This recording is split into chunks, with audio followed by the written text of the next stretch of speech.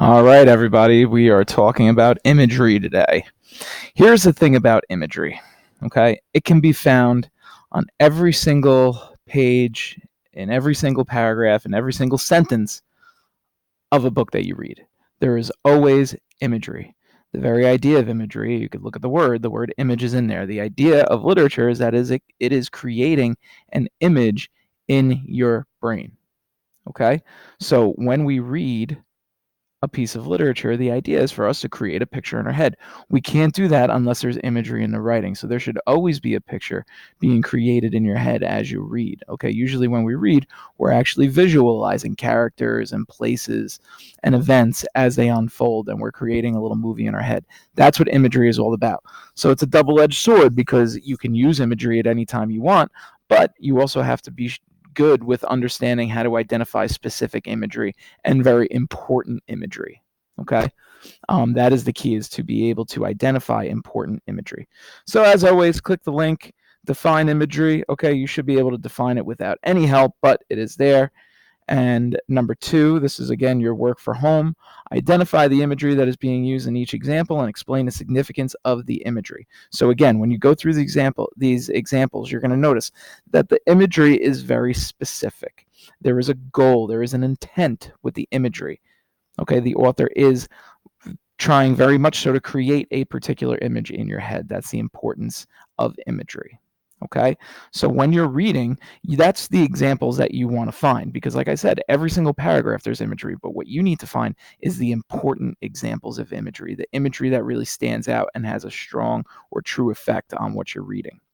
So once you finish 1 and 2, and you give the imagery and the explanation for the examples on the website, you can, tomorrow when you come into class, you will start to work on questions 3 and 4. There is no 5, just wanted to double check. So 3 is choose a passage from your novel that you feel is a strong example of imagery. It should be more than 2 pages. It could be a passage that you have already read. So you could pick any 2 pages you want from your book. Just make sure you label the page numbers. You're going to summarize what the imagery is in that excerpt. And then when you're done summarizing that, you're going to say, what is the purpose of the imagery in this excerpt? So why is that imagery there? Okay.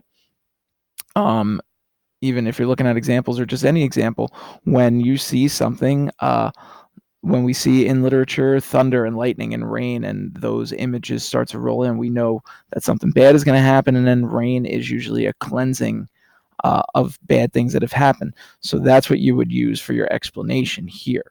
Okay, the summary of the imagery would be there was thunder and lightning and rain and lions and tigers and bears, oh my. Okay, on page 1,487,026. Okay, no, I've never read a million-page book, if you're wondering. So again, 3, this is when you come into class tomorrow, you will be doing 3 and 4. Okay, so you should start right away with 3. Then you're going to keep reading from whatever point you're at in the book, and you're going to track imagery that is repeated throughout your novel. Again, important imagery will keep on occurring. Okay, it'll happen, it'll permeate throughout the novel.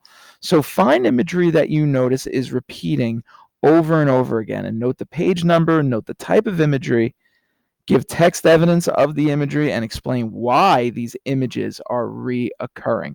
That's what's going in your explanation column right here. Why are these images reoccurring? Okay, so now you might have 3 different images that are reoccurring throughout the novel. That's fine. So here's the first image. It appears on pages 7, 11, and 22. Say what the image is, give the evidence, and explain.